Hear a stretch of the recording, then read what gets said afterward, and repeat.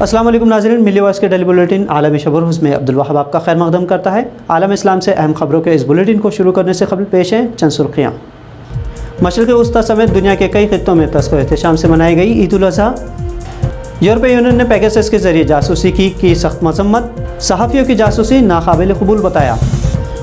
बदनाम ज़माना Guantanamo Bay jail से एक कैदी मराकश मुंतकिल, बाइडन की मज़ीद पेशरफ़ की यकीन दहानी। पाकिस्तान में अफ़गान सफ़ीर की बेटी नहीं हुई अगवा, पाकिस्तानी वज़ीर का भारत पर साजिश का इल्ज़ाम। और मिस्र में सियासी कैदियों की रिहाई के लिए मारूफ हस्तियों ने किया भूख हड़ताल का ऐलान।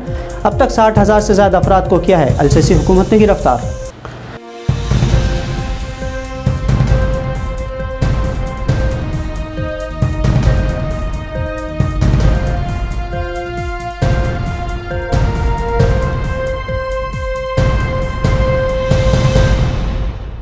आलम इस्लाम बिलखुसूस मशरिक़ वस्ता में आज ईद उल अज़हा तस्को एहतशाम से मनाई जा रही है।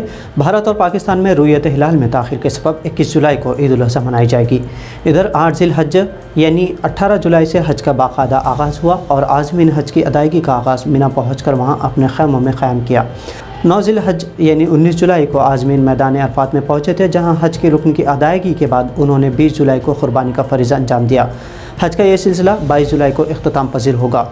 हुज्जाज इकराम मुज़दलिफ़ा में कुछ देर क़याम के बाद वस्त शब को मीना की तरफ रवाना हुए थे, जहां रमी जमरात के दौरान शैतान पर कंकरे मारने के बाद उन्होंने अरफ़ात में रुकन आज़म की अदायगी की।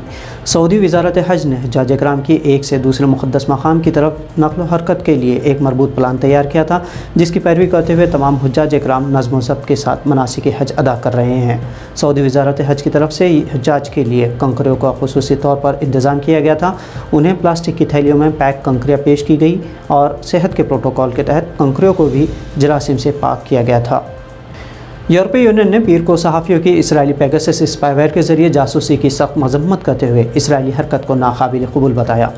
यूनियन ने कहा कि मीडिया की आज़ादी, सहाफ़ियों की आज़ादी यूरोपीय यूनियन की बुनियादी अख्तियारों में से है। हैकिंग सरासर नाकाबिल कबूल है। इतवार के रोज़ पेरिस में क़ायम गैर नफ़ाबख्श जर्नलिज़म ग्रुप के ज़रिए 16 आलमी मीडिया आउटलेट्स के ज़रिए शाया करदा तहक़ीक़ात में पाया गया था कि इसराइली कंपनी NSO के ज़रिए पेगासस स्पाईवेयर के ज़रिए सहाफ़ियों, सरकारी ओहदेदारों और इंसानी हक़ूक़ के कारकुनों से ताल्लुक़ रखने वाले 50,000 से ज़्यादा अफराद की जासूसी की जाती है।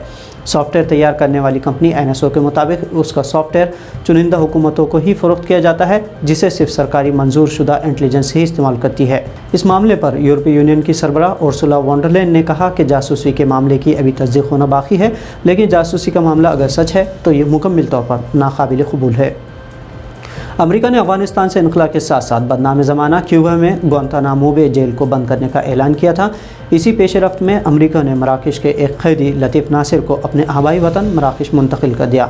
सदर बाइडन का अपना अहदा संभालने के बाद गुआंतानामो बे से ये किसी कैदी की पहली रिहाई है।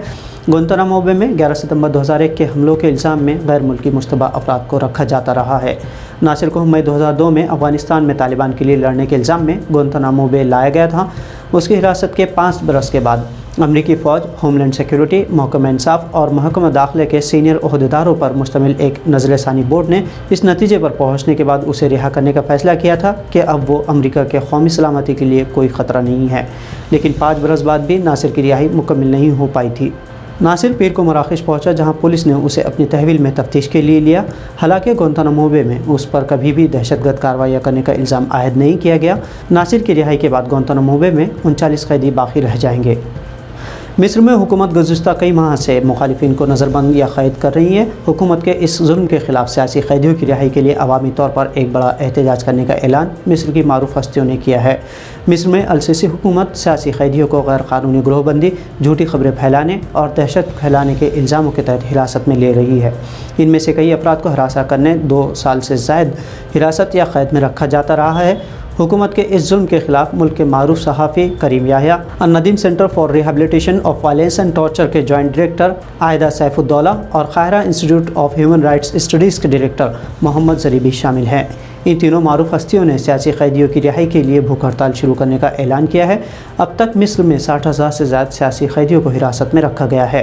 इससे कबल मिस्र में जमहूरी तर्ज पर आवाम के ज़रिए मुंतखब होने वाली मुर्सी हुकूमत को माज़ूल करने के बाद से अब तक अख़वानुल मुस्लिमीन के हज़ारों अफराद को ज़िंदा में क़ैद किया गया है। सैकड़ों इख़वानी क़ायदीन बशमूल ख़वातीन को तक फांसी दी गई। इसके अलावा हुकूक़ इंसानी कारकुनों, तालीमी माहिरीन, सहाफ़ियों और समाजी कारकुनों पर भी हुकूमत का जुल्म व तशद्दुद बढ़ता रहा है। पाकिस्तान के इस्लामाबाद में अफ़गानी सफ़ीर की बेटी को घर जाने के दौरान अगवा करते हुए कई घंटों के तशद्दुद के बाद रिहा करने का मामला मंज़र-ए-आम पर आया था।